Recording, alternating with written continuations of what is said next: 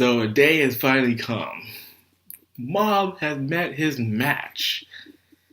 And damn, this was a very unexpected episode.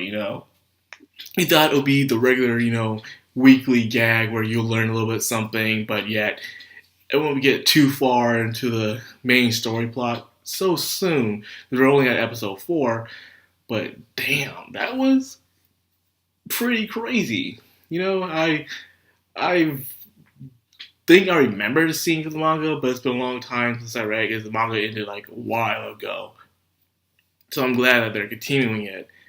But this scene I don't really remember for some reason. But the Moguri's name is. He is one tough cookie. Like, damn, Mob didn't really stand a chance. And speaking of not standing a chance, all the wannabes in the place. This is why it's not always good to fake it all the time.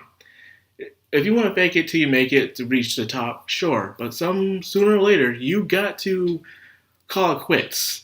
You gotta know when you're biting off more than you can chew. Such as real con artists or whatever you want to call yourselves. Eventually, sooner or later, you're going to go into a situation where you have to deal with the real thing. And I'm not just talking about being a fake psychic, but that's for anything. When you're trying to pretend to be something, and you can fool people for a very long time, to eventually you'll be trapped into a situation where everyone's looking at you, and your life might be on the line. The fact that you could even possibly die, more than just ruining your reputation or being called sham, but yeah, you could die. But that's just me rambling on, because a lot of guys in here, I don't know why they thought they were psychics. Like, what the heck did do with the freaking Brawl was doing with his muscles? He thought he could exercise spirits of his muscles? That made no sense. And the one dude was just drinking, dressed up like a kappa, drinking out of some bowl. Like, well, how does this exercise spirits? Some were actually acting like some priests and some mikus, but other than that, everyone else was acting like complete idiots. Like, how are you here? That makes no sense. How are you here? But the little girl is, for some reason, the most freakiest parts about Ghost Movie is always involves a little girl. Whether she is the ghost herself or she is possessed. The Exorcism, perfect example. One of the best horror movies ever be created, involves a little girl. Same with the Annabelle horror, a little girl. Everywhere you go, there's a little girl. It has to be one of the scariest things in there, including The Grudge. Another one. See, I just keep making them up. It's just like that. With that being said, her to kill her father like this, and then, well, it was the ghost, however, that did it. But just going around, like, I think it's the first time, actually, unless they're not really dead and they're just pulling one over us, but we'll have to wait and see.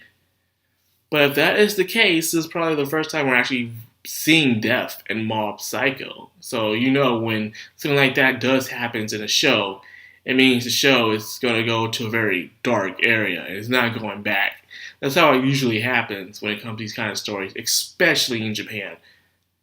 And seeing how she did the father and did everybody else, but then again, it's the ghost. But I have to feel sorry for the little girl, because if she ever is saved by this, and the father is dead, she might have some serious trauma on her hands. Like, she was already possessed, but to only come to her consciousness to find out that she would probably feel responsible for her father's death and plenty of other people that were inside that place as well. And my heart goes out to her. And if she doesn't kill her father, she'll probably still feel a bit of guilty, a bit of trauma, be afraid to go around people, be afraid to even watch scary movies, because, when you're possessed by something like that, and it does happen to you, you're probably going to have a different worldview after all this, You're like, holy crap, these things exist, they can ruin you, they can destroy you, and everyone else around you. Yeah, you don't want to deal with it. So you'll be probably scared out of your mind, thinking this on a realistic perspective. That being said, Mob was trying everything to save this girl without really hurting her. Because as you've seen in other movies where someone's possessed and they're trying to get rid of the spirit will always try to do some serious harm to the body they're possessing just to be stubborn with it. The question is why does this guy choose a little girl? I don't know. But according to Dimple in the past, he was a very famous psychic who was being used by people to the point where he fell into despair. Now he wishes to become the strongest vengeful evil spirit of all time. And it seems like he's succeeded to a point where not even Mob can handle him. But then again, Mob hasn't yet to reach 100. So who knows what might happen. All we know is that the dude so far bested Mob, even with inside the mental state, or I like to call the astral plane, and gave him a life where he doesn't know he has psychic powers. But then here's the thing though, how this can work out. We all been watching Mob Psycho so far, and so far as we know, Mob tries his best not to use his psychic powers at all. That's the thing. He doesn't have psychic powers. He probably would have met Reagan, or he wouldn't try to rely on them too much as a kid. It would be a very funny outtake if it was just he realizes he doesn't have psychic powers, so he probably would try to work harder in life. Who knows? That could be a possibility. We have yet to see it yet, but I'm looking forward to the next episode on that. This is my theory, where since he don't have the psychic powers, he won't be Reagan. He probably will try to better himself, but in a different direction.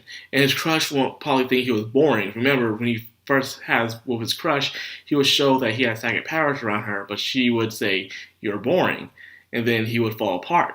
So since he don't have psychic powers, how would that go around now? Would he try to be more spontaneous and stuff? I'm more interested in that and how this alternate reality will turn out for Mob himself.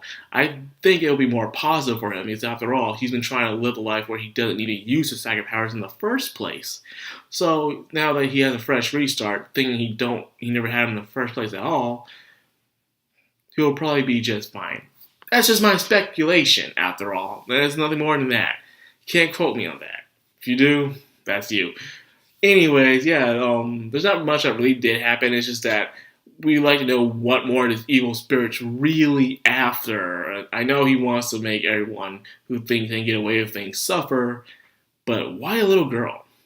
Maybe he knew someone as powerful as Mob would eventually take the bait, and the little girl was just bait. That could be it. Once again, more theories up in the air. But nonetheless, there might be a whole entire bigger picture to this, since it seems like we're finally getting to a bigger plot, since now we're going to a cliffhanger, for God's sakes. And we haven't had a cliffhanger in a while in Mob Psycho since last season. So yeah, this was a pretty interesting episode. I did not expect it to turn that way whatsoever. I was very surprised. But nonetheless, I am looking forward to the next episode and stuff like that. So I hope you guys enjoyed this episode of Mob Psycho, because it was really good. And I hope you guys enjoyed this video. If you did, rate, comment, subscribe, and hit that bell icon so you get notified. Madcrownxox, signing out.